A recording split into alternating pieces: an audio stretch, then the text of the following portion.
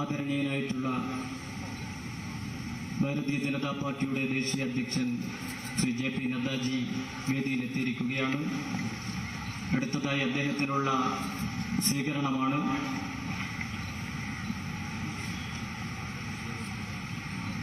ആരാധ്യനായ പാർട്ടിയുടെ സംസ്ഥാന അധ്യക്ഷൻ ശ്രീ K. സുരേന്ദ്രൻജി അദ്ദേഹത്തെ ഷാളണിയിച്ച് സ്വീകരിക്കുന്നതാണ്.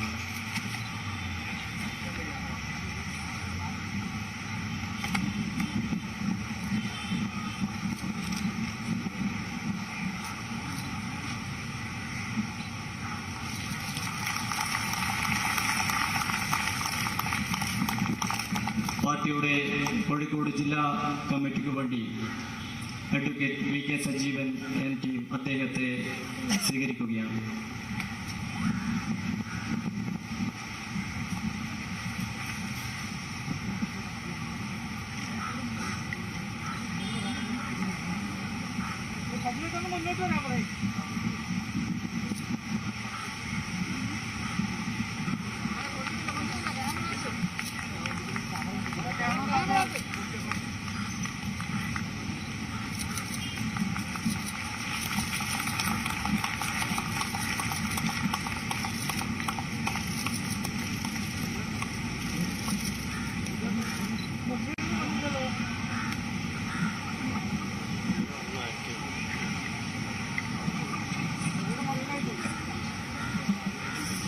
അടുത്തതായി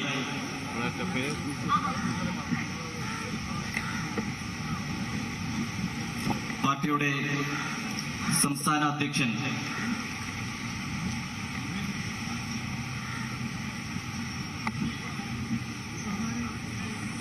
കോഴിക്കോട് ജില്ലയുടെ ഉപഹാര സമർപ്പണമാണ്.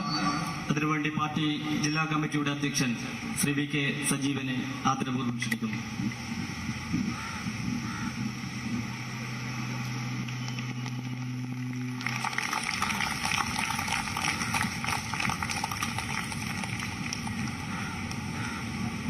പാർട്ടിയുടെ സംസ്ഥാന അധ്യക്ഷൻ ശ്രീ K. സുരേന്ദ്രൻജി പൊതുസമ്മേളനത്തെ അഭിസംബോധന ചെയ്യുന്നതാണ്. അഴിമതിക്കും വർഗീയ ഭീകരതയ്ക്കുമെതിരെ ഉശിരൻ നിലപാടെടുക്കുന്ന നമ്മുടെ പ്രിയപ്പെട്ട സംസ്ഥാന അധ്യക്ഷൻ കേരളത്തിൽ മാർക്സിസ്റ്റ് പോപ്പുലർ ഫ്രണ്ട് മതഭീകരവാദികൾക്കെതിരെ ഒന്നിച്ചെതിർക്കാൻ ചങ്കുറപ്പോടെ പ്രസ്ഥാനത്ത് നയിക്കുന്ന പ്രിയപ്പെട്ട നേതാവിനെ ആദരപൂർവ്വം ക്ഷണിക്കുന്നു. ഇന്നത്തെ വിശിഷ്ടാതിഥി, ഈ സമ്മേളനം ഔപചാരികമായി ഉദ്ഘാടനം ചെയ്യുന്ന ലോകത്തിലെ ഏറ്റവും വലിയ ജനാധിപത്യ കക്ഷിയായിട്ടുള്ള ഭാരതീയ ജനതാ പാർട്ടിയുടെ ആരാധ്യനായിട്ടുള്ള അഖിലേന്ത്യാ അധ്യക്ഷൻ ശ്രീ ജഗത് പ്രകാശ് നഡ്ഡാജി,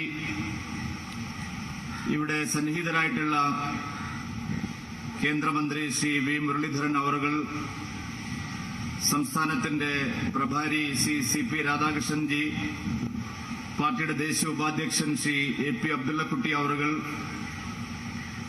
ദേശീയ വക്താവ് ശ്രീ ടോം വടക്കൻ അവറുകൾ,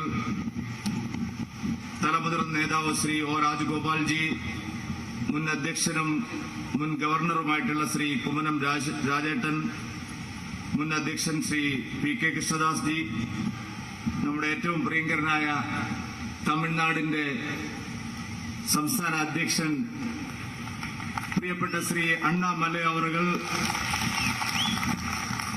ശ്രീ AN രാധാകൃഷ്ണൻ അവറുകൾ, ശ്രീ MT രമേശ് അവറുകൾ, ശ്രീ ജോർജ് കുര്യൻ അവറുകൾ, Shri C. Krishnakumar, P. Sudheer, Shri M. Ganesan അവറുകൾ, ശ്രീ K. സുഭാഷ് അവറുകൾ, Shri VV Rajan, P. Raghunath, Chettur Balakrishnan master, KP Sreesan master, KP Prakash Babu, K. Sreekanth, CR Praful Krishnan, NP Radhakrishnan, TP Jayachandran, K. Narayanan master, VK Sajeevan, ഈ ജില്ലയുടെ അധ്യക്ഷൻ M. Mohanan master, Shri E. Prashant Kumar, സന്നിഹിതരായിട്ടുള്ള മറ്റ് ആരാധ്യരായിട്ടുള്ള നേതാക്കളെ, വളരെ ചുരുങ്ങിയ ഒരു സമയത്തിനകം ഈ കോഴിക്കോട് കടപ്പുറത്ത് തടിച്ചുകൂടിയിട്ടുള്ള ഏറ്റവും പ്രിയപ്പെട്ട സഹോദരി സഹോദരന്മാരെ, സഹപ്രവർത്തകരെ, എല്ലാവർക്കും എന്റെ വിനീതമായ നമസ്കാരം. ഭാരതീയ ജനതാ പാർട്ടിയുടെ അഖിലേന്ത്യാ അധ്യക്ഷൻ ആദരണീയനായ നദ്ദാജി ദേശീയ അധ്യക്ഷനായി തെരഞ്ഞെടുക്കപ്പെട്ടതിന് ശേഷം എനിക്ക് തോന്നുന്നു ആദ്യമായിട്ടാണ് അദ്ദേഹം കോഴിക്കോട്ടെ ഈ ഇത്തരത്തിലൊരു പൊതുപരിപാടിയിൽ പങ്കെടുക്കുന്നത്. മറ്റൊരു പ്രത്യേകത കൂടിയുണ്ട്. കഴിഞ്ഞ മാസം നടന്ന 5 സംസ്ഥാന നിയമസഭാ തെരഞ്ഞെടുപ്പുകളിൽ ഉത്തർപ്രദേശിലും ഉത്തരാഖണ്ഡിലും മണിപ്പൂരിലും ഗോവയിലും അത്യുജ്വലമായ വിജയത്തോടെ ഭാരതീയ ജനതാ പാർട്ടിയെ വീണ്ടും തിരിച്ചധികാരത്തിൽ കൊണ്ടുവരുന്നതിന് നേതൃത്വം നൽകിയ വിജയശ്രീലാളിതനായിട്ടാണ് അദ്ദേഹം ഈ കോഴിക്കോട്ടിൽ നിന്ന് വന്നിരിക്കുന്നത്. കേരളത്തിൽ നിലവിലെ രാഷ്ട്രീയ സാഹചര്യത്തെ സംബന്ധിച്ച് എനിക്ക് സംസാരിച്ച നേതാക്കളെല്ലാം തന്നെ വിശദമായി പ്രതിപാദിച്ചിട്ടുണ്ടാവും. കേരളത്തിലെ ജനങ്ങൾ അക്ഷരാർത്ഥത്തിൽ പൊറുതിമുട്ടിക്കൊണ്ടിരിക്കുന്ന ഒരു സന്ദർഭമാണ്. കേരളത്തിലെ ജനങ്ങൾ ഇതുപോലെ ദുരിതം അനുഭവിക്കുന്ന ഒരു കാലം ഉണ്ടായിട്ടുണ്ടോ എന്നുള്ള കാര്യം സംശയമാണ്. ഭരണം തന്നെ സംസ്ഥാനത്തില്ലാത്ത വിധത്തിലാണ് കേരളത്തിൽ കാര്യങ്ങൾ മുമ്പോട്ട് പോകുന്നത്. നാഥനില്ല കളരിയായി മാറിയിരിക്കുകയാണ് കേരളം. മുഖ്യമന്ത്രി അമേരിക്കയിലാണ്. സംസ്ഥാന ഭരണത്തിന് നേതൃത്വം നൽകുന്ന പാർട്ടി സെക്രട്ടറിയും അമേരിക്കയിലാണ്. അമേരിക്കയിൽ ഇരുന്നുകൊണ്ടുള്ള ഭരണമാണ് ഇപ്പോൾ നടക്കുന്നത്. മന്ത്രിമാർക്ക് ആർക്കും തന്നെ ചുമതല ഏൽപ്പിച്ചിട്ടില്ല കേരളത്തിലെ കാര്യങ്ങൾ നോക്കുന്നതിന് വേണ്ടി. പാർട്ടി സെക്രട്ടറി പോകുന്നതിനെ കുറിച്ച് ആ പാർട്ടിക്കാരെ നോക്കിയാൽ മതി. പക്ഷേ സംസ്ഥാനത്തിന്റെ മുഖ്യമന്ത്രി വിദേശത്ത് പോയിരിക്കുന്ന ഈ സന്ദർഭത്തിൽ തികഞ്ഞ ഭരണസ്തംഭനമാണ് കേരളത്തിൽ. ജനങ്ങളെ സംബന്ധിച്ചിടത്തോളം അവരുടെ അടിസ്ഥാനപരമായിട്ടുള്ള ആവശ്യങ്ങളൊന്നും തന്നെ ഇവിടെ നടക്കുന്നില്ല. ക്രമസമാധാന നില തകർന്ന് തരിപ്പണമായിരിക്കുകയാണ്. നിത്യേനോളം കൊലപാതകങ്ങളും അക്രമങ്ങളും ബലാത്സംഗങ്ങളും സ്ത്രീ പീഡനങ്ങളും എല്ലാം വർദ്ധിച്ചുകൊണ്ടിരിക്കുകയാണ് കേരളത്തിൽ. പോലീസ് നിഷ്ക്രിയമായിരിക്കുകയാണ് കേരളത്തിൽ. പട്ടാപ്പകൽ മതഭീകരവാദ ശക്തികളും മാഫിയ സംഘങ്ങളും കേരളത്തിൽ അഴിഞ്ഞാടുകയാണ്. ആർക്കും ആരെയും വേണമെങ്കിൽ കൊലപ്പെടുത്താൻ കഴിയുന്ന സാഹചര്യം. ക്രമസമാധാന നില തകർന്ന് കേരളത്തിൽ ഗുണ്ട രാജായി മാറിയിരിക്കുന്നു. എവിടെയും എന്തും സംഭവിക്കാവുന്ന സാഹചര്യം. രാജ്യം മുഴുവനുള്ള മതഭീകരവാദ ശക്തികൾ അവരുടെ ഒളിത്താവളമാക്കിയിട്ട് മാറ്റിയിരിക്കുന്നത് കേരളത്തെയാണ്. ഇന്ത്യ രാജ്യത്ത് നടക്കുന്ന എല്ലാ വിധ്വംസക പ്രവർത്തനങ്ങളുടെയും ബുദ്ധികേന്ദ്രമായി പ്രവർത്തിക്കുന്ന ആളുകൾ കേരളത്തിലാണ്. പോപ്പുലർ ഫ്രണ്ട് പോലുള്ള മതഭീകരവാദ ശക്തികൾ സംസ്ഥാനത്ത് അഴിഞ്ഞാട്ടം നടത്തുകയാണ്. നിരപരാധികളായിട്ടുള്ള ആളുകളെ കൊലപ്പെടുത്തിക്കൊണ്ടിരിക്കുകയാണ്. വലിയ തോതിൽ ആയുധ പരിശീലനവും അക്രമങ്ങളും നടത്തിക്കൊണ്ടിരിക്കുകയാണ്. പോലീസിന്റെ കൈകൾ വിലങ്ങ് വെച്ചിരിക്കുകയാണ്. പോലീസിന് നടപടിയെടുക്കാൻ സാധിക്കുന്നില്ല ഒരു കാര്യത്തിലും. പോലീസ് നിഷ്ക്രിയമായി നോക്കുകുത്തികളെ പോലെയാണ് കേരളത്തിൽ പെരുമാറുന്നത്. ആഭ്യന്തര വകുപ്പ് കൈകാര്യം ചെയ്യുന്ന മുഖ്യമന്ത്രിക്ക് ഈ കാര്യങ്ങളൊന്നും തന്നെ അന്വേഷിക്കാൻ സമയമില്ല. അദ്ദേഹം ചികിത്സയുടെ പേര് പറഞ്ഞ് അമേരിക്കയിലേക്കാണ് പോയിരിക്കുന്നത്. പാർട്ടി സഖാക്കളെ കൊണ്ട് സാമ്രാജ്യത്വ വിരുദ്ധ മുദ്രാവാക്യം വിളിപ്പിച്ച് വളർന്നു വന്ന പാർട്ടി ചെറിയ ചെറിയ ആവശ്യങ്ങൾക്ക് പോലും അമേരിക്കയിലേക്കാണ് പോകുന്നത്. നരേന്ദ്രമോദി സർക്കാരിനെ ഇത് മുതലാളിത്ത ശക്തികളെ സഹായിക്കുന്ന സർക്കാരാണെന്ന് കളിയാക്കുന്നയാൾ ആക്ഷേപിക്കുന്നവരാണ്. ഈ സർക്കാർ അതിന് നേതൃത്വം നൽകുന്ന പിണറായി വിജയൻ കേരളത്തിലെ ജനങ്ങളെ മുഴുവൻ തെരുവിലാക്കിയിട്ടാണ് അമേരിക്കയ്ക്ക് പോയിരിക്കുന്നത്. കേരളത്തിൽ ആശുപത്രികളിൽ മര്യാദയ്ക്ക് ചികിത്സയില്ല, മരുന്നുകൾ ലഭ്യമല്ല. പല സർക്കാർ ആശുപത്രികളും അവിടുത്തെ പ്രവർത്തനങ്ങൾ നിലച്ചിരിക്കുകയാണ്. സാധാരണക്കാരന് ചികിത്സ കിട്ടാതെ മരിക്കുന്നു കേരളത്തിൽ കുട്ടികളടക്കം. സ്വന്തം കാര്യം നോക്കി മുഖ്യമന്ത്രി പോയിരിക്കും. ക്രമസമാധാനം തകർന്ന് തരിപ്പണമായിരിക്കുന്നു, നോക്കാൻ ആളില്ല. വിലക്കയറ്റം അതിരൂക്ഷമായിരിക്കുകയാണ് സംസ്ഥാനത്ത്. വിപണിയിൽ ഇടപെടാനോ വിലക്കയറ്റം പിടിച്ചു നിർത്താനോ ഒരു നടപടിയും പിണറായി വിജയൻ സർക്കാരിന്റെ ഭാഗത്തുനിന്നില്ല. നിത്യോപയോഗ സാധനങ്ങളുടെ വില വാനം പോലെ കുതിച്ചു കയറുമ്പോൾ ₹1 പോലും പെട്രോളിനും ഡീസലിനും വില കുറയ്ക്കാൻ കേരള ഗവൺമെന്റ് തയ്യാറാവുന്നില്ല. അവർ ടാക്സ് കുറയ്ക്കുന്നില്ല. ഇന്ത്യയിലെ എല്ലാ സംസ്ഥാനങ്ങളും പെട്രോളിനും ഡീസലിനും വില കുറച്ചപ്പോൾ കേരള ഗവൺമെന്റ് മാത്രം ഒരു നയാ പൈസയും കുറയ്ക്കില്ല എന്നുള്ള വാശിയോടുള്ള നിലപാടാണ് സ്വീകരിക്കുന്നത്. നരേന്ദ്രമോദി സർക്കാരിന്റെ പ്രധാനമന്ത്രി കഴിഞ്ഞ ദിവസം കേരള സർക്കാരിനെ നിശിതമായി വിമർശിക്കുകയുണ്ടായി. അതിന് മറുപടിയായി ശ്രീ പിണറായി വിജയൻ ഇല്ലാത്ത കാര്യങ്ങളാണ് കേരളത്തിലെ ജനങ്ങളെ പറഞ്ഞ് പറ്റിച്ചുകൊണ്ടിരിക്കുന്നത്. വിലക്കയറ്റം രൂക്ഷമാകുമ്പോഴും സർക്കാരിന് നടപടികളില്ല. പാവപ്പെട്ടവനെ സഹായിക്കാനുള്ള ഒരു പദ്ധതിയും ഗവൺമെന്റ് ഭാഗത്തുനിന്നില്ല. നരേന്ദ്രമോദി സർക്കാർ നടപ്പാക്കുന്ന പദ്ധതികൾ മുഴുവൻ അവതാളത്തിലായിരിക്കുകയാണ് കേരളത്തിൽ. ഹർത്താലും പണിമുടക്കും ബന്ധും തൊഴിലാളി സംഘടനകളുടെ അതിക്രമങ്ങളും കാരണം വ്യവസായങ്ങൾ തകർന്ന് തരിപ്പണമായിരിക്കുന്നു കേരളത്തിൽ. സാമ്പത്തിക രംഗം തകർന്ന് തരിപ്പണമായിരിക്കുന്നു കേരളത്തിൽ. ശമ്പളവും പെൻഷനും കൊടുക്കാനില്ലാതെ പല പൊതുമേഖലാ സ്ഥാപനങ്ങളും പൂട്ടിക്കൊണ്ടിരിക്കുകയാണ് കേരളത്തിൽ. KSRTCയിലെ ജീവനക്കാർ പെരുവഴിയിലായി. KSEBയിലും സമാനമായിട്ടുള്ള സാഹചര്യമാണ് ഉണ്ടായിക്കൊണ്ടിരിക്കുന്നത്. കടക്കെടി വർദ്ധിച്ചുകൊണ്ടിരിക്കുകയാണ് കേരളത്തിൽ. സാമ്പത്തിക രംഗത്ത് തകർച്ചയാണ് കേരളത്തിൽ ഉണ്ടാവുന്നത്. മോദി സർക്കാരിന്റെ സഹായം കൊണ്ട് മാത്രമാണ് കേരളത്തിൽ ഇപ്പോഴുള്ള കാര്യങ്ങളെങ്കിലും നടക്കുന്നത്. നരേന്ദ്രമോദി സർക്കാർ അരിയും പയറും പദ്ധതികളും പണവും നൽകുന്നതും കൊണ്ട് മാത്രമാണ് ഈ സർക്കാരിന് ഇവിടെ കാര്യങ്ങൾ നടത്താൻ കഴിയുന്നത്. കേരളത്തിൻ്റെതായിട്ട് ഒരു കാര്യവുമില്ല. മദ്യവും ലോട്ടറിയും ചൂതാട്ടവുമുള്ള വരുമാനമല്ലാതെ മറ്റൊരു വരുമാനവും സംസ്ഥാനത്തിലില്ല. വികസനത്തിന്റെ കേരള മോഡൽ തകർന്ന് തരിപ്പണമായിരിക്കുന്നതിന്റെ തെളിവാണ്. കഴിഞ്ഞ ദിവസം ചീഫ് സെക്രട്ടറിയുടെ നേതൃത്വത്തിലുള്ള സംഘം ഗുജറാത്തിൽ നരേന്ദ്രമോദിയുടെ നാട്ടിൽ വികസനം പഠിക്കാൻ വേണ്ടി പോയിരിക്കുകയാണ്. ഇത്രയും കാലം നിങ്ങൾ മോദി മാതൃക ആവശ്യമില്ല, കേരള മോഡലാണ് യഥാർത്ഥ മോഡൽ എന്ന് പറഞ്ഞ ആളുകളെ കബളിപ്പിച്ചില്ലേ? ഇന്ന് നിങ്ങൾക്ക് സമ്മതിക്കേണ്ടി വന്നില്ലേ? കേരള മോഡൽ തകർന്ന് തരിപ്പണമായിരിക്കുന്നു, പരാജയപ്പെട്ടിരിക്കുന്നു. കേരളത്തെ രക്ഷിക്കാൻ ഇനി നരേന്ദ്രമോദിയുടെ മാതൃകയല്ല എന്ന് പരസ്യമായി സമ്മതിക്കാൻ നിങ്ങൾക്കിപ്പോൾ സാഹചര്യമുണ്ടായിരിക്കുകയാണ്. പ്രിയപ്പെട്ടവരെ, നരേന്ദ്രമോദി സർക്കാരിന്റെ ജനക്ഷേമ പദ്ധതികളും വികസന മാതൃകയുമാണ് തകർന്നുകൊണ്ടിരിക്കുന്ന കേരളത്തിന് ഇനി പരിഹാരമായിട്ടുള്ളത് എന്ന് നാം തിരിച്ചറിയുകയാണ്. ആ നരേന്ദ്രമോദി സർക്കാരിന്റെ നല്ല നല്ല കാര്യങ്ങൾ കേരളത്തിലെ ജനങ്ങളിൽ എത്തിക്കാൻ ആവശ്യമായിട്ടുള്ള നടപടികൾ എടുക്കുകയാണ് പിണറായി വിജയൻ സർക്കാർ ചെയ്യേണ്ടത്. തങ്ങളൊന്നും ചെയ്യുന്നില്ലെന്ന് മാത്രമല്ല, മോദി സർക്കാരിന്റെ പദ്ധതികളെല്ലാം കേരളത്തിൽ അട്ടിമറിക്കുകയും ചെയ്യുന്ന വിചിത്രമായ നടപടിയുമായിട്ടാണ് ഈ സർക്കാർ മുന്നോട്ട് പോകുന്നത്. പ്രിയപ്പെട്ടവരെ, ഞാൻ ദീർഘമായി എന്റെ അധ്യക്ഷ പ്രസംഗം മുന്നോട്ട് കൊണ്ടുപോകുന്നില്ല.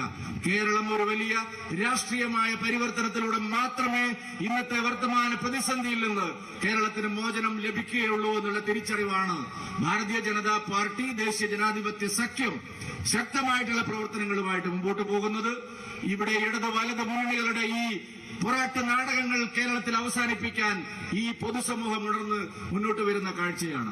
കേരളം തകർന്ന് തരിപ്പണമാവുമ്പോഴും കടക്കണിയിലാവുമ്പോഴും ലക്ഷക്കണക്കിന് കോടി രൂപ കടമെടുത്ത് ആവശ്യമില്ലാത്ത കേരയിൽ പോലുള്ള സിൽവർ ലൈൻ പോലുള്ള പദ്ധതികൾ കൊണ്ടുവരാൻ ഇവർ ശ്രമിക്കുമ്പോൾ ഞങ്ങൾ മുന്നിൽ നിന്ന് പോരാടുന്നത്, സിൽവർ ലൈനിനെതിരായിട്ടുള്ള ശക്തമായിട്ടുള്ള പോരാട്ടം ഞങ്ങൾ നയിക്കുന്നത് ഈ സർക്കാരിന്റെ തെറ്റായ നടപടികളും ഭരണവൈകല്യങ്ങളും തുറന്നു കാണിച്ചുകൊണ്ടാണ്. ആവശ്യമില്ലാത്ത കാര്യങ്ങൾക്ക് വേണ്ടി കേരളത്തിലെ ജനങ്ങളെ വീണ്ടും കടക്കണിയിലാക്കുന്ന പിണറായി വിജയൻ സർക്കാരിന്റെ നീക്കം എന്തു വില കൊടുത്തും പരാജയപ്പെടുത്തുമെന്നുള്ള കാര്യത്തിൽ ആർക്കും തന്നെ സംശയം വേണ്ട.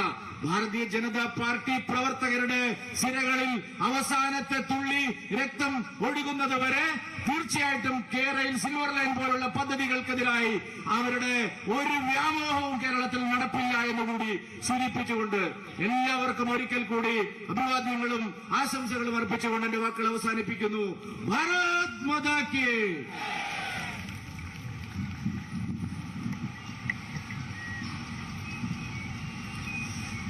ഏറെ ബഹുമാന്യമായ വ്യക്തിത്വം ശ്രീ ജഗത് പ്രകാശ് നദ്ദാജി, ഭാരത രാഷ്ട്രീയത്തിന്റെ നിർണായക തീരുമാനങ്ങളെടുക്കുന്ന വ്യക്തിത്വങ്ങളിൽ ഒരാൾ. പാറ്റ്ന യൂണിവേഴ്സിറ്റിയിൽ ABVPയുടെ യൂണിറ്റ് സെക്രട്ടറിയിൽ തുടങ്ങി ഡൽഹി ABVPയുടെ ഓർഗനൈസിംഗ് സെക്രട്ടറി, ABVPയുടെ നാഷണൽ സെക്രട്ടറി, 89-90 നടന്ന ലോക്സഭാ തെരഞ്ഞെടുപ്പിൽ നാഷണൽ യൂത്ത് വിംഗ് ഇൻചാർജ്, തുടർന്ന് ഹിമാചൽ പ്രദേശിൽ ഭാരതീയ ജനതാ പാർട്ടിയുടെ സംസ്ഥാന ജനറൽ സെക്രട്ടറി, 91 മുതൽ 94 വരെ ഭാരതീയ ജനതാ യുവമോർച്ചയുടെ അഖിലേന്ത്യാ അധ്യക്ഷൻ, 93 മുതൽ 2003 വരെയും 2007 മുതൽ 2012 വരെയും ഹിമാചൽ പ്രദേശ് അസംബ്ലിയിൽ MLA, ആരോഗ്യ കുടുംബക്ഷേമ വകുപ്പും ഒപ്പം തന്നെ വനം പരിസ്ഥിതി വകുപ്പും കൈകാര്യം ചെയ്ത ക്യാബിനറ്റ് റാങ്കിലുള്ള മന്ത്രി. പാർട്ടിയുടെ ഹിമാചൽ പ്രദേശിന്റെ സംസ്ഥാന ജനറൽ സെക്രട്ടറി. 2010 മുതൽ പാർട്ടിയുടെ അഖിലേന്ത്യാ ജനറൽ സെക്രട്ടറി. 2012 മുതൽ ഈ സമയവും ഹിമാചൽ പ്രദേശിൽ നിന്നുള്ള രാജ്യസഭാ അംഗം. മോദി സർക്കാരിൽ, ഒന്നാം മോദി സർക്കാരിൽ ആരോഗ്യവകുപ്പ് കൈകാര്യം ചെയ്ത് പ്രാഗൽഭ്യം തെളിയിച്ചിട്ടുള്ള ഏറ്റവും നല്ല ഭരണപരിജ്ഞാനമുള്ള മന്ത്രി. വിദ്യാർത്ഥി പരിഷത്തിന്റെ നേതൃസ്ഥാനത്ത് നിന്ന് ഇന്ത്യ ഭരിക്കുന്ന പാർട്ടിയുടെ നേതൃസ്ഥാനത്തെത്തിയപ്പോഴും ഒട്ടും തലക്കനമില്ലാതെ ജനഹൃദയങ്ങളിൽ ഇഴകിച്ചേർന്ന് പ്രവർത്തിക്കുന്ന പ്രിയപ്പെട്ട നേതാവ്.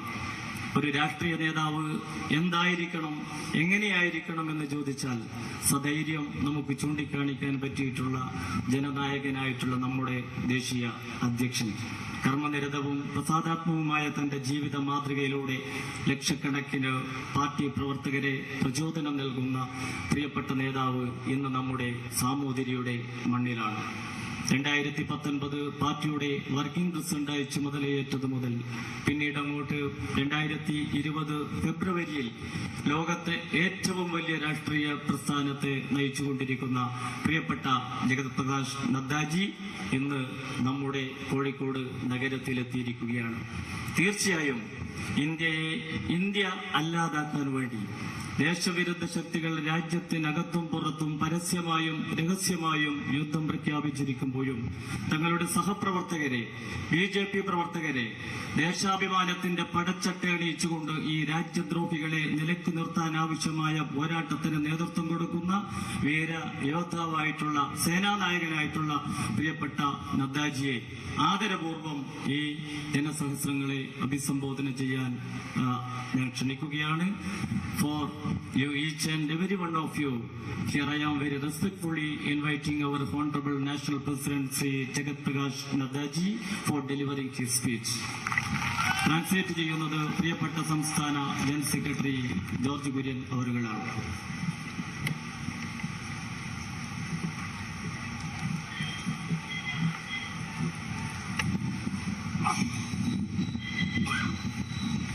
Today, it is indeed a matter of great happiness for me to be here to address our BJP workers who have gathered here in large number.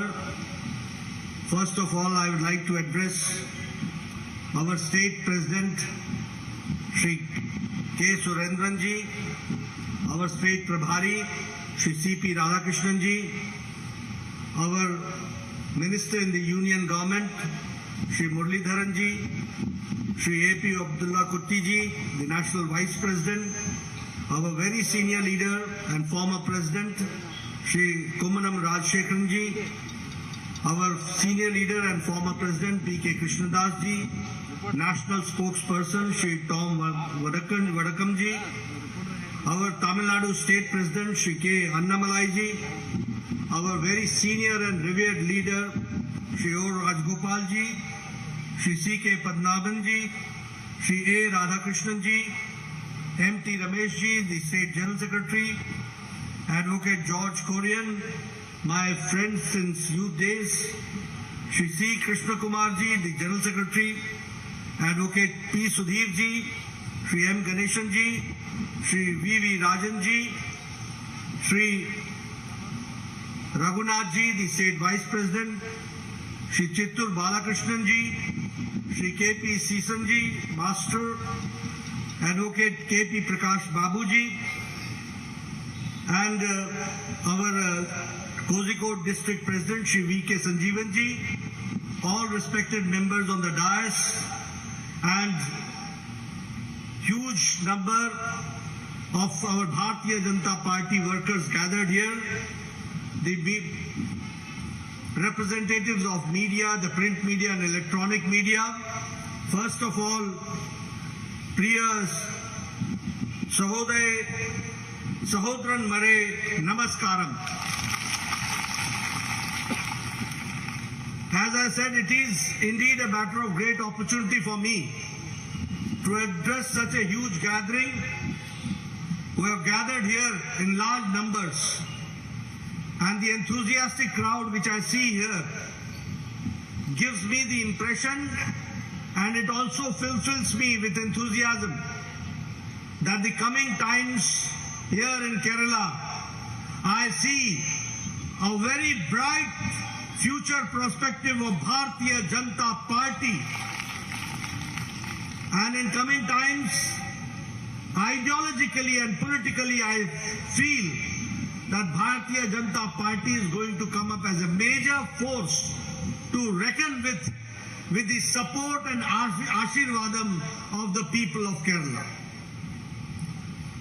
ഇന്ന് ഇവിടെ വരാനും നിങ്ങളോട് സംസാരിക്കുവാനും കഴിഞ്ഞതിൽ ഞാൻ വളരെ സന്തോഷവാനാണ്. ഇവിടെ തടിച്ചുകൂടിയിരിക്കുന്ന ഈ വലിയ ജനക്കൂട്ടം, ആവേശത്തോടുകൂടി തടിച്ചുകൂടിയിരിക്കുന്ന ഈ ജനക്കൂട്ടത്തെ കാണുമ്പോൾ എനിക്ക് ആവേശത്തോടുകൂടി പറയുവാൻ സാധിക്കും, അനധിവിദൂര ഭാവിയിൽ ഈ കേരളത്തില് ഭാരതീയ ജനതാ പാർട്ടിക്ക് ശക്തമായിട്ടുള്ള ഒരു മുന്നേറ്റമുണ്ടാകുമെന്ന് ആശയപരമായി രാഷ്ട്രീയമായി ഭാരതീയ ജനതാ പാർട്ടി ഈ നാട്ടിലെ ജനങ്ങളുടെ ആശീർവാദത്തോടുകൂടി മുന്നേറുമെന്നുള്ള കാര്യത്തിൽ എനിക്ക് യാതൊരു സംശയവുമില്ല. Friends, when I come to Kozhikode, it becomes my prime responsibility, first of all, to pay my respects to the Shiva, Lord Shiva, and to the Kanteshwaram Mandir, the Kanteshwaram temple, which is known and is synonym of Kozhikode. It also becomes my responsibility to pay my respects and naman to Tali Shiva temple, for which Kozhikode is known. Friends, we all know that Kerala has got its own religious background, and here when I am in Kozhikode, it becomes to give my respect to all the deities for which Kerala is known.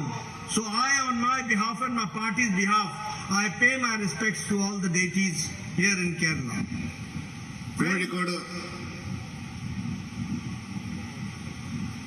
Kozhikode വരുന്ന അവസരത്തിൽ ആദ്യമായിട്ട് എനിക്ക് ചെയ്യുവാനുള്ള കർത്തവ്യമെന്ന് പറയുന്നത് ശിവനെ നമസ്കരിക്കുക എന്നുള്ളതാണ്. അന്തേശ്വരം ക്ഷേത്രത്തില് അത് കോഴിക്കോടിന്റെ മഹിമയുടെ പ്രതീകമാണ്. അതുപോലെ തന്നെ തളി ക്ഷേത്രം അതും ഈ കേരളത്തിന്റെ പ്രതീകമാണ്. ആ മന്ദിരങ്ങളില്, ആ ക്ഷേത്രങ്ങളില് ആ ദേവന്മാരെ ഞാൻ നമിക്കുന്നു. അതോടൊപ്പം തന്നെ കേരളം എന്ന് പറയുന്നത് കേരളത്തിന്റെ മതപാരമ്പര്യം എനിക്കറിയാം. ഈ കോഴിക്കോടുള്ള എല്ലാ ദേവന്മാരെയും നമിച്ചുകൊണ്ട് ഞാൻ എന്റെ പ്രസംഗം തുടങ്ങുകയാണ്. Friends, I was hearing Surendranji speaking. What I could gather from what he was speaking in Malayalam, what I could gather that he was talking about the good works done by Narendra Modi's government. Here I would like to emphasize that with the support of the people of India, I can say that Narendra Modi's government is a government which is a responsible government, it is a proactive government, and it is a responsive government, which we have to understand. And when I say so, it is not only in words, but it is in action. We can also say that when I talk about Modi's government, the underlying principle for him is Sabka Saath, Sabka Vikas, Sabka Vishwas and Sabka Prayas. It is an inclusive development.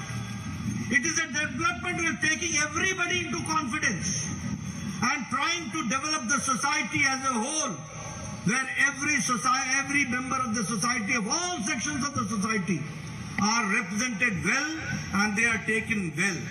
And that is why I can say that the government of Modi ji is for the poor, for the have-nots, for the Dalits, for the left-outs, for the women, for the youth, and all policies and programs have been focused to see to it that all these sections of the society are mainstreamed.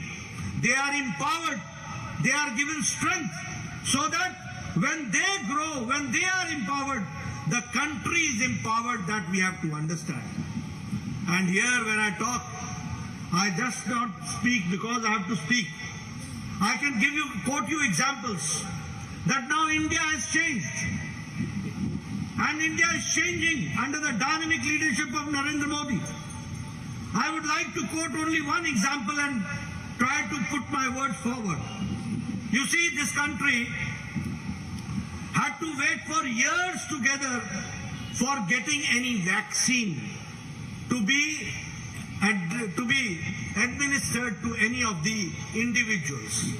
If I talk, I would like to put it on record that the medicine for chickenpox reached India 10 years later, and it was included 10 years later in our national program.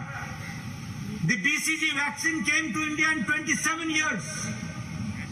The vaccine for tetanus came after 38 years. The medicine for measles came to India after 22 years. And for hepatitis V, it took 37 years. And you will be astonished to know that for Japanese encephalitis, the vaccine came to India after 100 years. The medicine and the vaccine came in 1906 in Japan, and it came to India in 2006. But when I say that under the leadership of Modi ji, the country has changed, the first case of corona came in 2020, January. And it was in March and April that he decided for a task force. And in 9 months, India gave, under the dynamic leadership, not one, but 2 vaccines to the country. That we have to understand.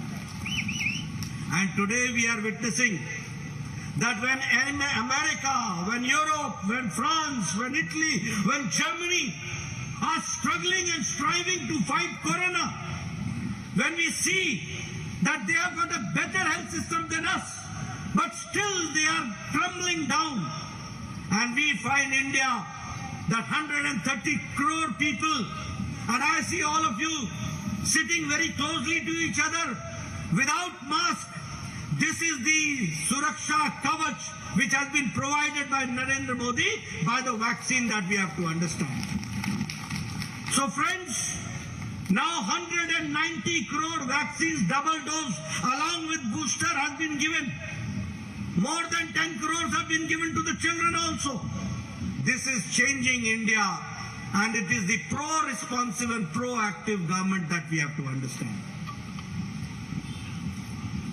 Shri K Surendran ഇവിടെ സംസാരിച്ച അവസരത്തിലോ അദ്ദേഹം മലയാളത്തിലാണ് സംസാരിച്ചതെങ്കിലും അദ്ദേഹം പറഞ്ഞത് എന്താണെന്ന് എനിക്ക് മനസ്സിലായി. അദ്ദേഹം നരേന്ദ്രമോദി സർക്കാരിന്റെ ജനക്ഷേമ പ്രവർത്തനങ്ങളെ പറ്റിയാണ് അദ്ദേഹം പറഞ്ഞത്. ജനങ്ങളുടെ പിന്തുണയോടുകൂടി ഈ സർക്കാർ ഉത്തരവാദിത്തത്തോടുകൂടിയാണ് പ്രവർത്തിക്കുന്നത്. മാത്രമല്ല, വാക്കും പ്രവൃത്തിയും ഒരേ രീതിയിലാണ്. മോഡി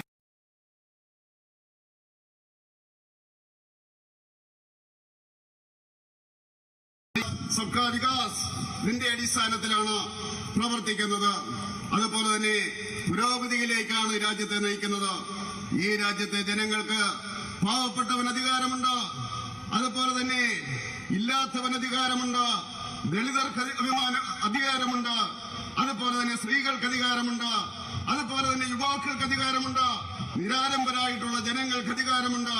അവർക്കെല്ലാം അധികാരം പകർന്നു കൊടുത്തുകൊണ്ടാണ് നരേന്ദ്രമോദിയുടെ സർക്കാർ ശക്തമായിട്ട് ഈ രാജ്യത്തെ നയിച്ചുകൊണ്ടിരിക്കുന്നത്. ആ ശക്തമായ നേതൃത്വത്തില് നമുക്ക് കാണുവാൻ സാധിക്കും.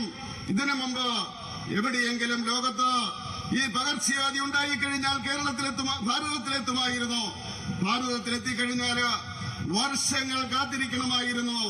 വാക്സിൻ കിട്ടണമെങ്കിൽ ആ വാക്സിൻ കിട്ടാൻ വേണ്ടി കാത്തിരിക്കണം. നമുക്കറിയാം, ചിക്കൻ പോക്സിന്റെ വാക്സിൻ കണ്ടുപിടിച്ചതിന് ശേഷം 10 വർഷത്തിന് ശേഷമാണ് ഭാരതത്തിലെത്തിയത്. അതുപോലെ തന്നെ BCGയുടെ വാക്സിൻ കണ്ടുപിടിച്ചതിന് ശേഷം 27 വർഷങ്ങൾക്ക് ശേഷം, ടെറ്റനസിന്റേത് ഏതാണ്ട് 30 വർഷങ്ങൾക്ക് ശേഷമാണ്. അതുപോലെ തന്നെ മുണ്ടിനീര് അതിന് 22 വർഷങ്ങൾക്ക് ശേഷമാണ്. അതുപോലെ തന്നെ മഞ്ഞപ്പിത്തത്തിൻ്റെത് 37 വർഷങ്ങൾക്ക് ശേഷമാണ്. ജാപ്പനീസ് എൻസെഫലൈറ്റീസ് എന്ന് പറയുന്ന ആ കൊടും രോഗത്തിന് 100 വർഷങ്ങൾക്ക് ശേഷമാണ്. അതുപോലെ അത് ഏതാണ്ട് 100 വർഷത്തിന് ശേഷം 906 കണ്ടുപിടിച്ച വാക്സിൻ ഇന്ത്യയിലെത്തിയത് 2006 അങ്ങനെ നിരന്തരമായിട്ട് നമ്മള് കാത്തിരിക്കേണ്ടി വരുമായിരുന്നു. പക്ഷേ നമുക്കറിയാം, കൊറോണ വന്നു. 2020 ജനുവരിയിലാണ് ഉണ്ടായത്. മാർച്ച് മാസത്തിൽ നമ്മൾ തീരുമാനിച്ചു വാക്സിൻ ഉണ്ടാക്കുവാൻ വേണ്ടി. 9 മാസത്തിനുള്ളിൽ ഒരു വാക്സിനല്ല 2 വാക്സിൻ നമുക്ക് കൊടുക്കുവാൻ സാധിച്ചു. ഇന്ന് അമേരിക്കയും യൂറോപ്പും ഫ്രാൻസും ഇറ്റലിയും ജർമ്മനിയും ഒക്കെ ഈ കോവിഡ് കാരണം ബുദ്ധിമുട്ടുമ്പോഴ്, അവർ ചക്രശ്വാസം വലിക്കുമ്പോഴ് 130 കോടി ജനത അതെന്ന് ജനങ്ങൾ ആത്മവിശ്വാസത്തോടുകൂടി പോകുകയാണ്. ഇന്നവർക്ക് മാസ്ക് ധരിക്കാതെ അടുത്തടുത്തിരിക്കുവാൻ സാധിക്കും. ഏതാണ്ട് 150 കോടി ആ വാക്സിൻ കൊടുത്തു കഴിഞ്ഞു. ഏതാണ്ട് 10 കോടി കുട്ടികൾക്കും വാക്സിൻ കൊടുത്തു കഴിഞ്ഞു. അങ്ങനെ ശക്തമായിട്ട് ഈ ഭാരതം ഈ പകർച്ചവ്യാധിയെ അതിജീവിക്കുന്നു. ശക്തമായിട്ടുള്ള വ്യക്തമായിട്ടുള്ള നയപരിപാടിയുടെ കർമ്മ പദ്ധതിയുടെ അടിസ്ഥാനത്തിൽ അത് ചെയ്യുവാൻ സാധിക്കുന്നുവെന്ന് പറയുവാൻ ആഗ്രഹിക്കുകയാണ്. When I say that the country is changing under the leadership of Narendra Modi, it is not the time when we are asking importing vaccine, but we today are now under the vaccine Maitri program are giving vaccine to 100 countries and 48 countries are getting as aid, and 1,43 doses have been given as aid to 48 countries, and 18 crore medicine vaccines have been given to 100 countries in the world. This is the changing situation. If I talk about Pradhan Mantri Garib Kalyan package, 20 lakh crores were allocated for Pradhan Mantri Garib Kalyan package, and at the same time for startups and for the MSME sector 3 lakh crore was separately kept, and 2 lakh crores have been spent to the MSME sector. That we have to understand. The same way the Garib Kalyan package, the special package was given. The Pradhan Mantri Garib Kalyan Ann Yojana, 80 crore people are getting from March 2020 5 kilo rice, 5 kilo wheat, 1 kilo pulses, and the other accessories are being provided to them, to 80 crore people. And the result is that for the last 2 years, the extreme poverty has been reduced to less than 1%, and 12% of the people have come below poverty line. This is the change which has taken place. Friends, at the same time, I would like to also tell you that as far as the Ukraine, the war going on, no country ever thought of bringing their people back. No country. But it is India where people were brought back within a short span of 1 year, and 114 flights brought 23,000 people back to home. And in Kerala also 2,000 students have come back safely. That we have to understand. This is a changing India. Now people from other countries also, they have taken refuge and come back by taking tricolor Indian flag in their hands, and that through them they have come back and safely landed in Delhi and Mumbai, and they have been sent back to their safe destinations. This is the change which has come forward. അതുപോലെ തന്നെ രാജ്യം ഈ vaccine ഭാരതം ഉണ്ടാക്കുകയല്ല ചെയ്തത്. Vaccine മൈത്രിയുടെ പേരില് ഏതാണ്ട് 100-ലേറെ രാജ്യങ്ങൾക്ക് നമ്മൾ vaccine കൊടുത്തു കഴിഞ്ഞു. 48 രാജ്യങ്ങൾക്ക് ഏതാണ്ട് 1,40,40,000 ഡോസ് നമ്മൾ കൊടുത്തു കഴിഞ്ഞു. അതുപോലെ തന്നെ 18 രാജ്യങ്ങൾക്ക് ഏതാണ്ട് 1000 കോടിയിലേറെ നമ്മൾ കൊടുത്തു കഴിഞ്ഞിരിക്കുകയാണ്. അതുപോലെ നമുക്ക് പറയാൻ സാധിക്കും, ഗരീബ് കല്യാൺ പദ്ധതിയുടെ അടിസ്ഥാനത്തില് 20 ലക്ഷം കോടി രൂപയാണ് ഈ നരേന്ദ്രമോദിയുടെ സർക്കാർ പാവപ്പെട്ടവർക്ക് വേണ്ടി മാറ്റിവെച്ചിരിക്കുന്നത്. അതുപോലെ തന്നെ MSMEക്ക് 3 ലക്ഷം കോടി രൂപ കൊടുത്തു. അങ്ങനെ അത് ചെലവാക്കുകയും ചെയ്തു. അതുപോലെ നമുക്ക് കാണുവാൻ സാധിക്കും ഗരീബ് കല്യാൺ അന്ന യോജന 80 കോടി ജനങ്ങൾക്ക് കൊടുക്കുന്നത് 5 കിലോ അരി, 5 കിലോ ഗോതമ്പ്, 1 കിലോ പയറ്, ആ രീതിയിലാണ് കൊടുത്തുകൊണ്ടിരിക്കുന്നത്. അങ്ങനെ ഈ സർക്കാർ ആ രീതിയിൽ പ്രവർത്തിച്ചതുകൊണ്ട് നമുക്ക് ദാരിദ്ര്യം 10% താഴേക്ക് കൊണ്ടുവരുവാൻ സാധിച്ചു. 12% ജനങ്ങളെ ഏതാണ്ട് ദാരിദ്ര്യ രേഖയുടെ മുകളിലെത്തിക്കുവാൻ സാധിച്ചു. അതുപോലെ തന്നെ ഇന്ന് ചർച്ച ചെയ്യപ്പെടുന്ന കാര്യമാണ് യുക്രൈൻ യുദ്ധം.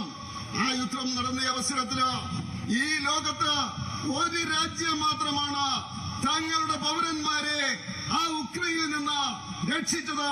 അത് നരേന്ദ്രമോദിയുടെ ഭാരതമാണ്.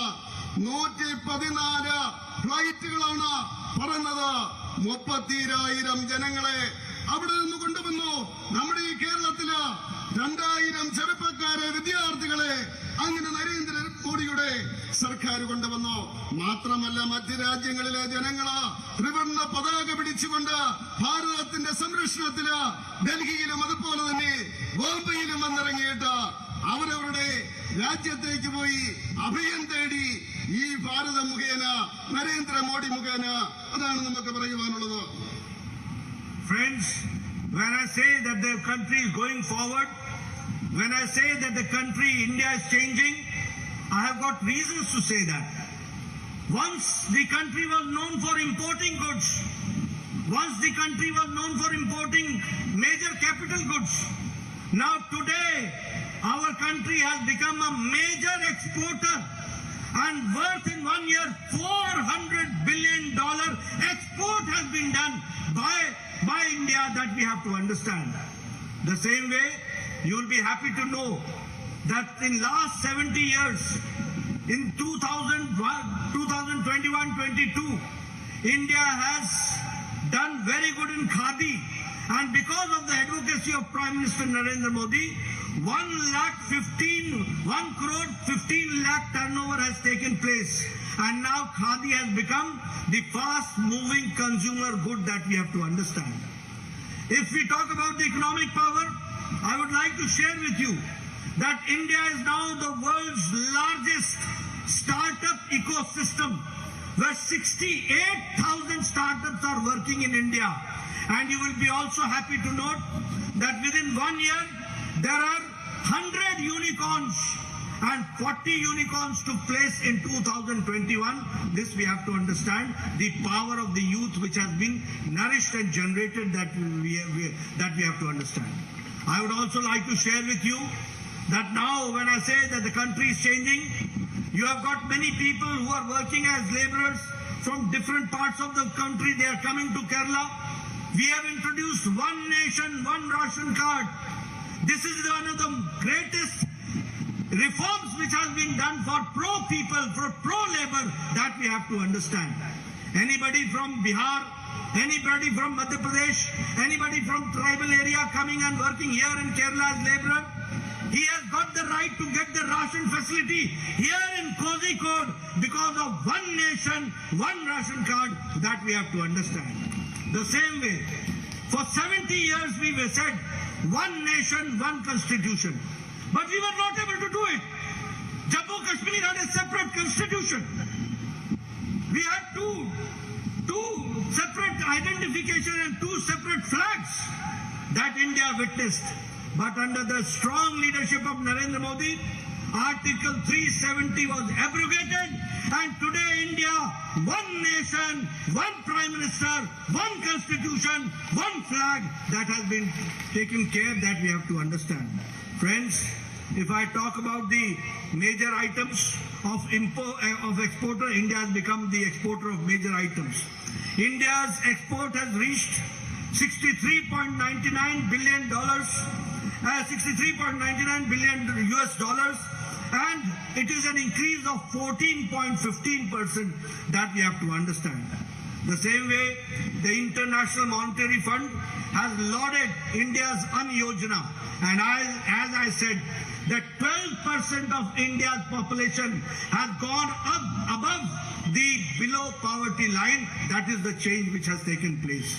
Friends, here I would also like to talk about the things which has been done for Kerala. I am told that Pinarayi Vijayanji always talks that Kerala is not getting its due. He always talks that the central government is not taking care of Kerala. I think he has got a political vision. He is not looking from the right perspective. He is wearing a political spectacle, and that is why he is not able to see. Or although he sees, but he admits that he would not like to see.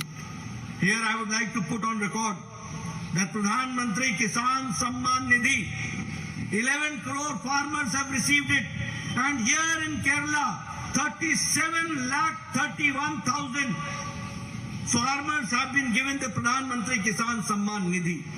If I talk about Jal Jeevan Mission, more than 12 crore in the country have got the tap water, and here in Kerala, 70,68,000 people have been given new connection by Government of India in Jal Jeevan Mission by Narendra Modi. We have to understand. If I talk about financial inclusion, 45 crore people have been included in Jan Dhan Yojana, and in Kerala 45,85,000 have been included. The same way, if I talk about the support given to Kerala, I would like to make it clear that the petrochemical project of BPCL has been allocated a budget of 6,000 crore rupees to Kerala through BPCL for petroleum project. That we have to understand. Here I would also like to make it clear that the international cruise Sagarika Kochi port promotion for tourism is also there, and 25.72 crores have been allocated, and we are going to make Kochi as the international tourist destination. That we have to understand. The same way, the Marine Engineering Training Institute, the Vigyan Sagar, the Cochin Shipyard Limited, all this is in that very direction which we have to understand.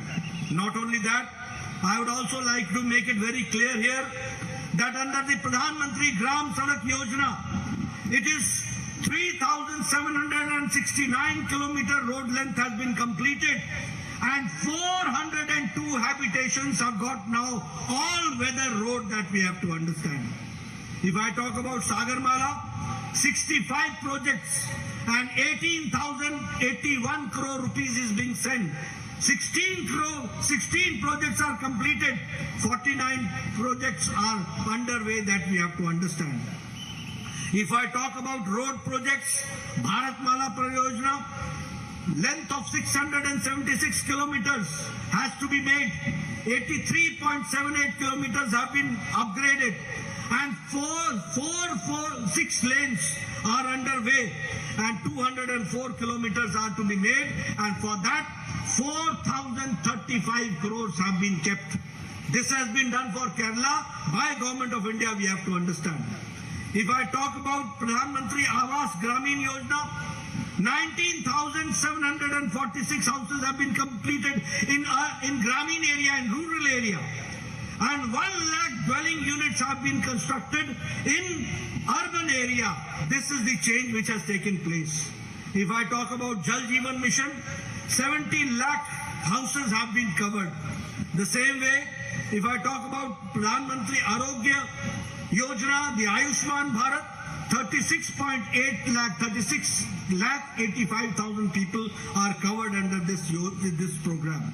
The Swanidhi Yojana, 11,600 have received loans. And if I talk about Stand Up India, it is 2,959 people who have been benefited. All this I am talking about because Pinarayi Vijayan says that nothing is being done for government of Kerala.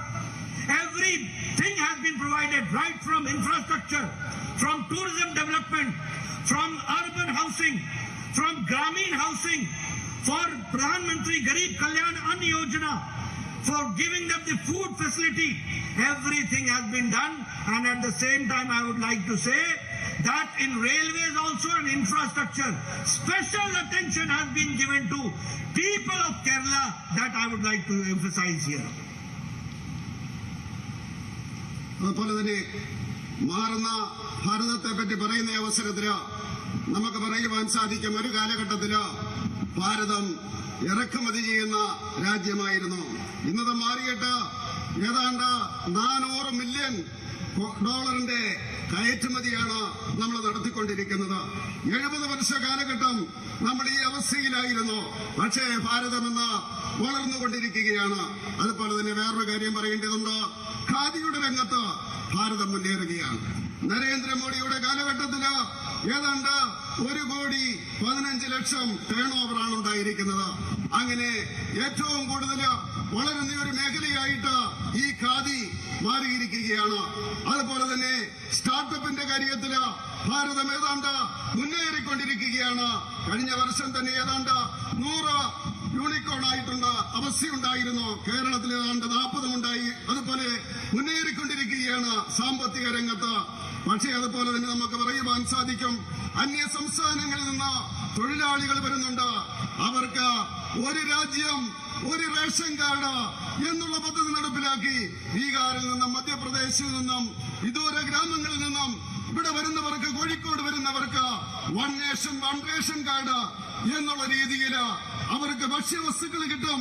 പാവപ്പെട്ടവന് താങ്ങായിട്ട് നിൽക്കുകയാണ്. അതുപോലെ വർഷങ്ങളായിട്ട് നമ്മൾ പറഞ്ഞുകൊണ്ടിരുന്നതാണ് ഈ രാജ്യത്ത് ഒരു രാജ്യം ഒരു ഭരണഘടന എന്നത്. പക്ഷേ നരേന്ദ്രമോദി അധികാരത്തിൽ വരേണ്ടിയിരുന്നു 370-ാം വകുപ്പ് റദ്ദാക്കിക്കൊണ്ട് ഭാരതത്തില് ഒരു രാജ്യം, ഒരു പ്രധാനമന്ത്രി, ഒരു ഭരണഘടന, ഒരു പതാക എന്നുള്ള അവസ്ഥയിലേക്ക് വരാൻ വേണ്ടി ആ രീതിയിലേക്ക് മാറിയിരിക്കുകയാണ്. അതുപോലെ തന്നെ നമുക്ക് അന്നയോജനയിലൂടെ ഇവിടെ ദാരിദ്ര്യം മാറ്റുവാൻ സാധിച്ചു എന്ന് പറഞ്ഞു. 12% ജനങ്ങളെ ദാരിദ്ര്യരേഖയുടെ മുകളിലേക്ക് കൊണ്ടുവരുവാൻ വേണ്ടി നമുക്ക് സാധിച്ചു. അതുപോലെ തന്നെ പിണറായി വിജയൻ, അദ്ദേഹത്തിന്റെ കാഴ്ചപ്പാടിന്റെ കുറവായിരിക്കും, അദ്ദേഹത്തിന് വസ്തുതകൾ അറിയാം, പക്ഷേ രാഷ്ട്രീയ കണ്ണുകൊണ്ടാണ് അദ്ദേഹം നോക്കുന്നത്. അതുകൊണ്ട് അദ്ദേഹം പറയുന്നത് അദ്ദേഹത്തിന് കേരളത്തിന് ആവശ്യത്തിനുള്ള സഹായങ്ങൾ കിട്ടുന്നില്ല എന്നാണ് അദ്ദേഹം പറയുന്നത്. നമുക്കറിയാം, പ്രധാനമന്ത്രിയുടെ കിസാൻ സമ്മാൻ നിധി 11 കോടി ജനങ്ങൾക്കാണ് ഭാരതത്തിൽ കൊടുത്തത്. ഏതാണ്ട് 30 ലക്ഷത്തിലേറെ ആൾക്കാർക്ക് കേരളത്തില് ആ കിസാൻ സമ്മാൻ നിധി കൊടുക്കുകയുണ്ടായി. അതുപോലെ തന്നെ നമുക്കറിയാം, ജൽജീവൻ പദ്ധതി 12 കോടി ജനങ്ങൾക്കാണ് ഭാരതത്തില് കണക്ഷൻ കൊടുത്തിരിക്കുന്നത്. ജൻജീവനിലൂടെ 17,68,000 ജനങ്ങൾക്ക് കേരളത്തില് കൊടുക്കുവാൻ വേണ്ടി സാധിച്ചു. അങ്ങനെ അതുപോലെ നമുക്കറിയാം, ഏതാണ്ട് 45 കോടി ജനങ്ങൾക്ക് ജൻധൻ പദ്ധതി കൊടുത്തു. 45,850 പേർക്ക്, 45,80,000 പേർക്ക് ഇവിടെ കേരളത്തിൽ കൊടുക്കുവാൻ സാധിച്ചു. അതുപോലെ തന്നെ കൊച്ചിയില് BPCL-ന് 6,000 കോടിയാണ് നരേന്ദ്രമോദിയുടെ സർക്കാർ കൊടുത്തത്.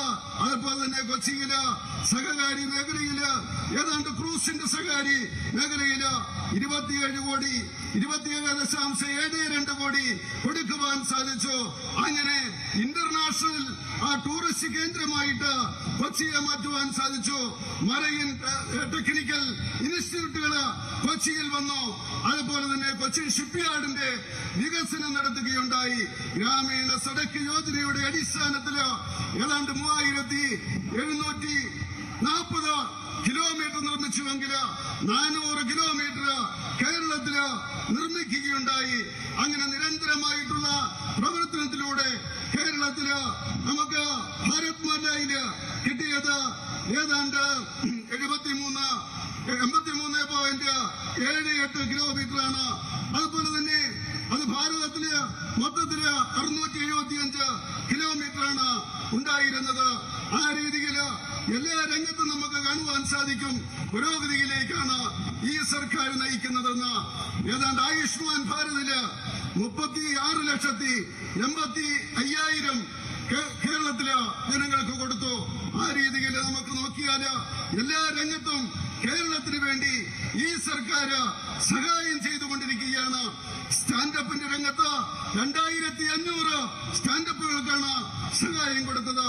അതുകൊണ്ട് ഞാൻ പറയാൻ ആഗ്രഹിക്കുകയാണ്, നരേന്ദ്രമോദിയുടെ ഈ സർക്കാർ കേരളത്തിന്റെ അടിസ്ഥാന വികസനം മുതല്, ഗ്രാമവികസനം മുതല്, ടൂറിസം മുതല്, അന്നയോജന പദ്ധതിയുടെ അടിസ്ഥാനത്തിലുള്ള പദ്ധതികൾ മൂലം റെയിൽവേയുടെ പ്രത്യേക പരിഗണനയുടെ അടിസ്ഥാനത്തില് ഈ ഭാരതത്തിലെ സർക്കാർ കേരളത്തെ സഹായിച്ചുകൊണ്ടിരിക്കുകയാണ്.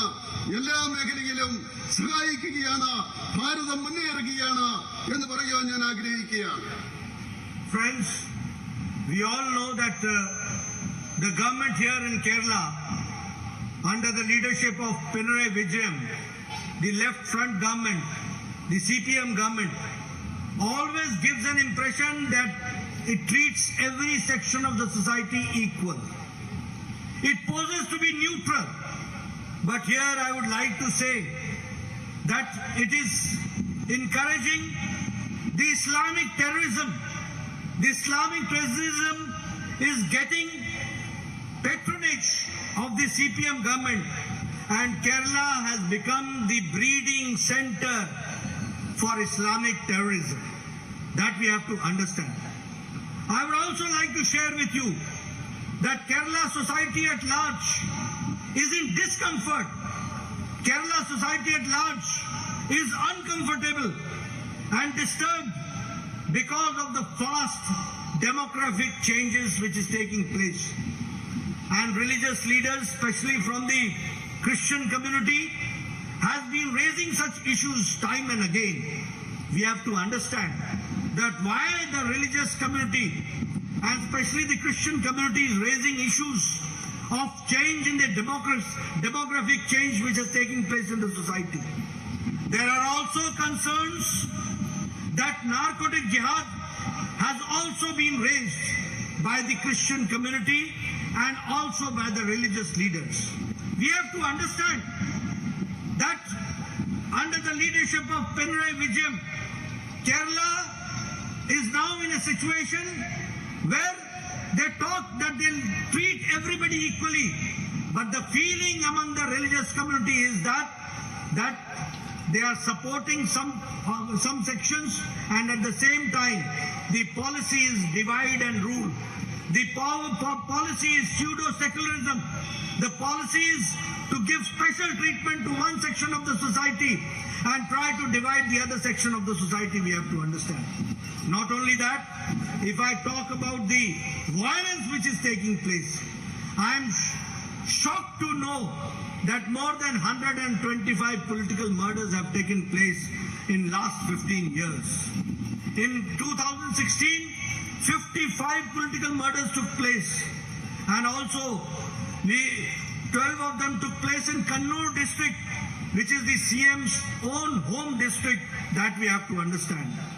There is a drastic increase in violence. There is a drastic increase in murders. There is drastic increase in organized attacks and murders. 1,019 murders have taken place in last 3 years, and 83 murders in organized attacks. In total, 8,000 in March 8, 2012, 1,019 murders have taken place. In 2019, 308 murders took place. In 2020, 305 murders took place. In 2021, it was 336 murders which took place. And in March 2022, 70 murders have taken place. This is the crime record of Kerala. And these are all political murders. These are all political murders which are taking place.